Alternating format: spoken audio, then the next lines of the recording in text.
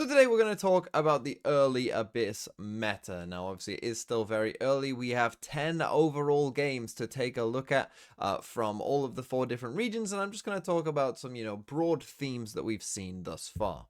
First things first, let's talk about what agents are actually getting played on Abyss, for those of you curious. So this is all of the agents that have been played. If you see an agent name that isn't on there, that means that they haven't been played once. It is out of 20 team comps, of course, between the 10 games, and here are the different picks. So you can see agents like Cipher, Jet, Omen, Sova are getting, quite a lot. They seem to be kind of the general trends of where people are going. This is also color-coded by their role as well here. But you can see we have a variety of agents, to be honest. Quite a lot of agents have at least seen some play, which does, kind of speak to the fact that, we are still in the early days and the meta is a bit uncertain. Okay, so let's start diving into some of the themes on the map and how it's actually playing out. And the first round we're going to take a look at here is the pistol round from DRX versus Talon, because I think that this round gives you a good sense of what a defensive setup playing that meta comp looks like. This is kind of, I think, a general what it looks like, right? We've got the KO and Omen over towards A, you've got the Sova in towards mid, and you've got the Jet and the Cipher over towards B. Now, this is a pretty popular setup. A lot of the Cipher setups were over towards that B site, and if you take a look at what's going to happen here in just a second, we're going to get a KO knife over here, and this again is the very common way of defending the A site, right? You're going to get a KO knife into this corner. Some teams do throw it a little deeper as well, kind of reveal what's going on over towards A main, and then commonly, like if this KO knife, I'm sure if it did tag people, we would get the Omen one way here on this box as well. So that's generally what's happening over towards A. You're going to have your Sova out towards middle, maybe pinging a dart, or after a while, sending a drone out towards mid. That is very common as well. And you've got your Cipher setup that we'll talk about in a second over towards B, and often the Jet here as well. And in fact, this round is going to play out a lot like a lot of the rounds have on Abyss, where we're going to end up on B. Oh, catching a glimpse here. Does decide to dash away, is able to get away out the safety. Flashback, he's having to pull off the angle. No damage going to be taken there as Trap Wires look to try to slow up the approach. The wall, however, denying as that shield as well comes through. Double tap, helping to escort them forward. Plant not going to be found quite just yet. Pain now arriving. Will stabilize, finds the kill there onto Primy, but cannot take down Cruz. Jit Boy's, however, going to be caught up as Foxy continues to just go ahead and poke out. Ooh, oh my god, that was close. Down to 3 HP. Fragment sent the try and delay. HP bars across the board pretty much a wreck aside from Mako, who's still at full HP. 30 seconds In theory, left. this is the advantage here on the side of DRX, but Cruz Standing. finding one, but Flashback Spike pushing down, forward. B. Manages to take him out from tower. I have retrieved the spike. No, the flashback is up there. Looking to see if he'll peek. Man has to go back to plant. Should be able to do so, but he fakes it. Yep. 10 Footsteps. seconds left. Time dwindling in Mako. And I think that this round gives you a pretty good example of how the B-site execs are working as well. As the defenders, from their perspective, are you stopping them from being able to get onto the site at all? Are you, just stopping them from getting through the door? Probably not, right? They are probably going to get onto the site, but generally what we're going to be playing for instead is kind of holding this back site, allowing the rotates to kind of come in, get strength in numbers, little trades like that from Foxy9 there. We're playing for spike denial, those kind of things. That's kind of how this B site is more playing out, like we see with this KO nade here, right? Stopping the spike from going down, particularly into this position, right? Making sure that they cannot plant here and having to plant on the back site instead, right? Which is going to make the post plant a bit more difficult for the attackers in general. This is how this B site is playing out.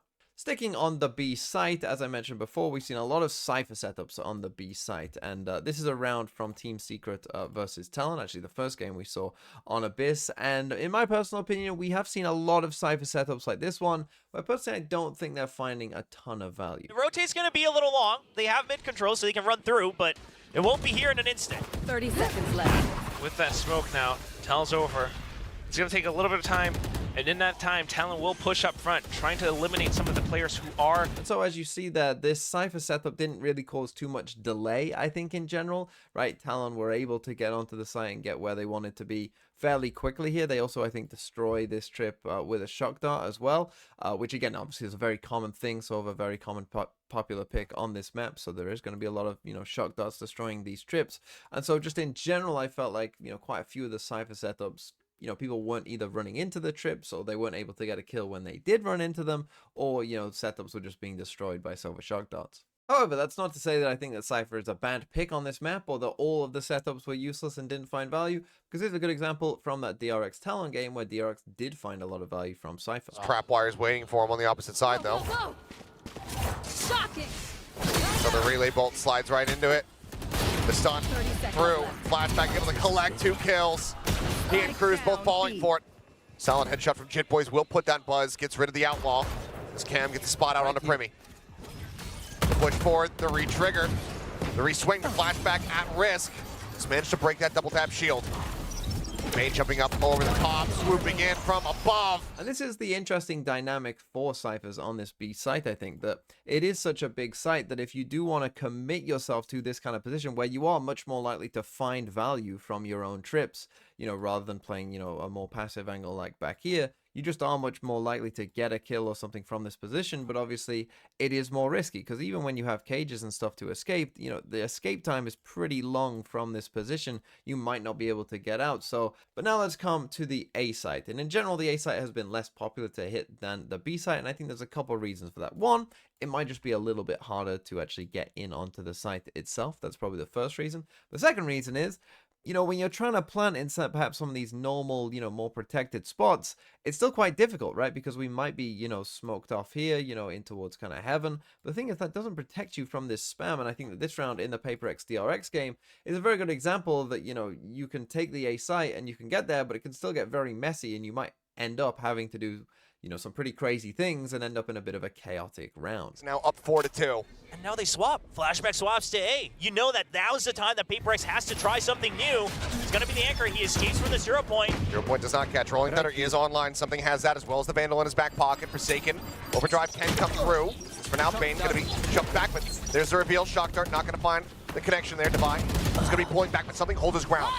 Flashback dead right off the rip. Now the Overdrive is going to be in play here, but Forsaken being a full flash. Held at bay for the time being. They have to push out. So they're going to. Quick dodge back, but shot not going to connect. Buzz, Tailwind's away. Bane in the meantime, able to find one. Mind Freak will be taken out. Forsaken finds Buzz. It's the off now, not a play. The Rolling Thunder crashing through, and Forsaken's there to collect. Finds himself a second. Something gets Bane. As now it's all down to Foxy. He pushes out of the smoke. Gets a headshot. Flashbang.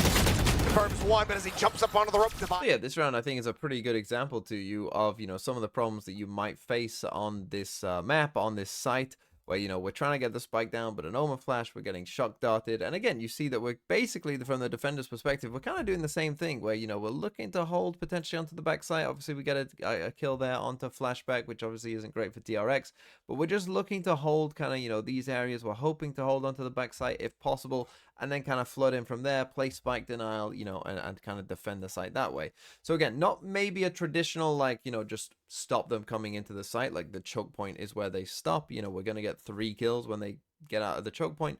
You know, that kind of isn't really happening that much on this map. It is more about kind of spike denial and delay and going from there. But you see the Paper X, we actually have to end up in a very chaotic, messy postman here. And okay, they, you know, have a breach ult, so they do manage to kind of make it work. But, you know, it's not as they drew it up. Now, one thing that we haven't mentioned, of course, just yet is mid, and there's a very good reason for that. And when the map first came out, you know, I did think, like, I'm not sure how much this part of the map is going to get used.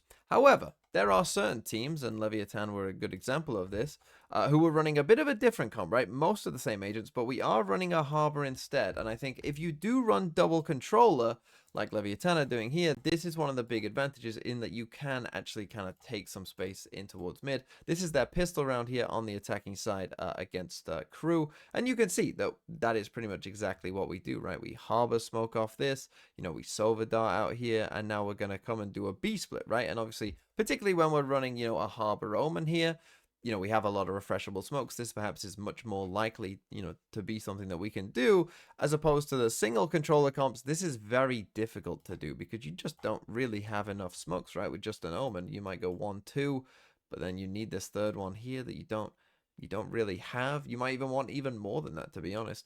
And so it's very difficult sometimes to do these without double controller. Other side, but Kesnit is waiting. So close. I thought he was going to strike, but he's buying his time as best as he can. Now on the prowl. Now moving forward. And do they understand the threat that's behind them? Do they understand what's nipping at their heels? Kesnit now striking. Aspas dead.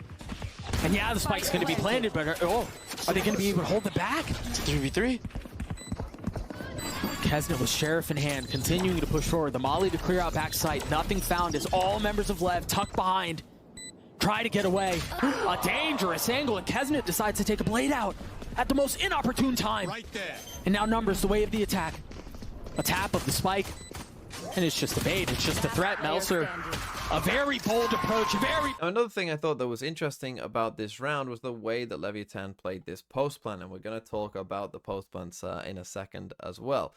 So you see that they all back off, right? And many of you who will have watched my initial videos about Abyss when the map was like first revealed, you'll know that I was extremely worried that the kind of post plans that we would get would be, you know, heavy kind of spam post plants and stuff like that, right? Like you're just all playing, you know, back here just spamming. Now, that I would say hasn't quite come to fruition. I don't think we've entered into a kind of full spam post plant, but we have ended up into, I think, an overall pretty passive post plant like this, where, you know, we are still playing pretty far back. Maybe it's not for full spam, but we are still quite passive.